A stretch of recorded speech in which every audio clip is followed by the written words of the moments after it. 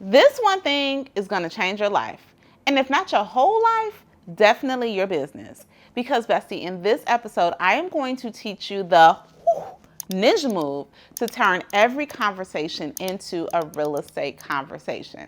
Now, in the last episode, I talked to you all about the 3-part continuum in Real Estate Bestie to build a massive business. It all starts with conversations, then conversions, and delivering an exceptional client experience. Now, we talked about how to initiate conversations without being weird or salesy. But now I'm going to share with you, we're going to start the conversion process.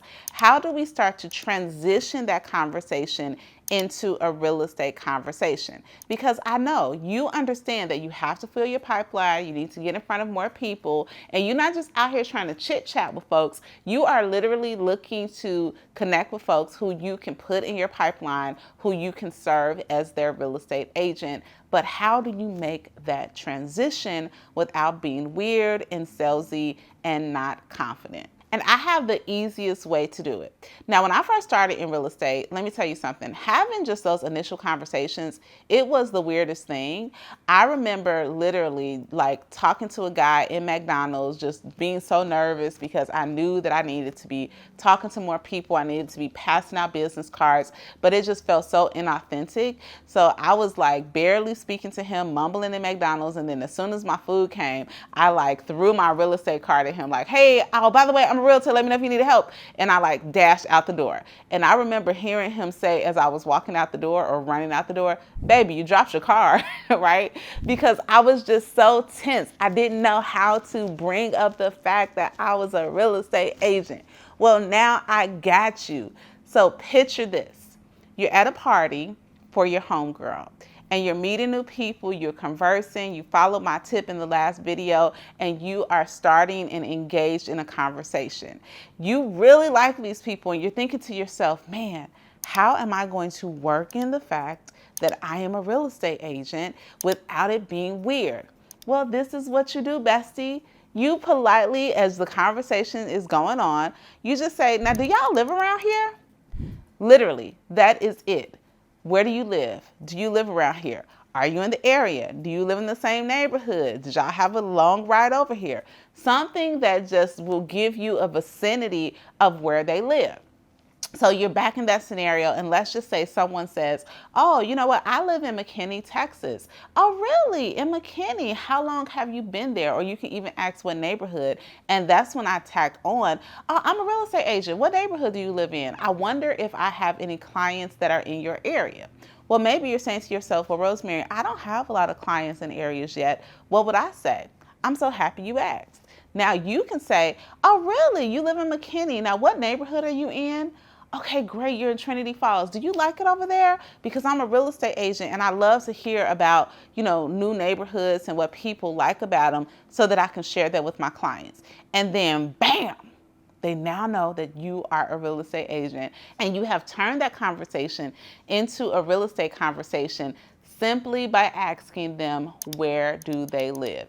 And when I tell you, if there is one script, one thing that I do over and over and over, and it has helped me to build my pipeline, it has been this. I will never forget the day that I met this young lady named Tiara.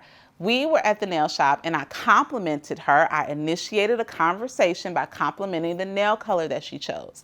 When she responded to the compliment, she and I just started talking, and we were at a nail shop near my house. I said, oh, do you live in the area? She told me what area she lived in. She had actually just built a house. Like, I'm telling you, if we were sitting down talking in December, she just moved into her house in November. Now, somebody out there might say, oh, bummer, she already had a house. Good luck with trying to talk to her. Maybe you talk to somebody else next time. No. I still had a conversation with her. Oh, what builder did you use? So we got into a conversation about the builder, and I offered her a monthly market equity report so that as she continued to live in her home, she could keep up with the value. And to this day, okay, that was probably 6 or 7 years ago, Tiara has never purchased a house from me. But ask me how many people she's referred me. Ask me how many times me and her have been out to lunch. Ask me how many times we've gone for walks or connected. As a matter of fact, I recently posted a fundraiser for somebody on my Facebook page, and I noticed that Tiara was one of the people who actually donated to the fundraiser, all from initiating that conversation and asking her where she lives. And by the way, she has since grown her family, and they will be in the market for a new home here very soon. So what am I saying to you?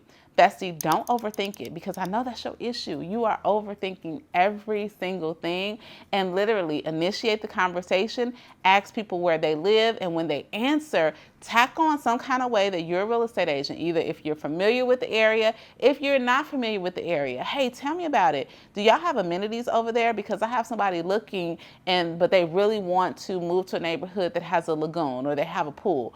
And now you are engaged in a conversation, and it makes it an easy transition to connect with them on social, to give them your business card or something like that.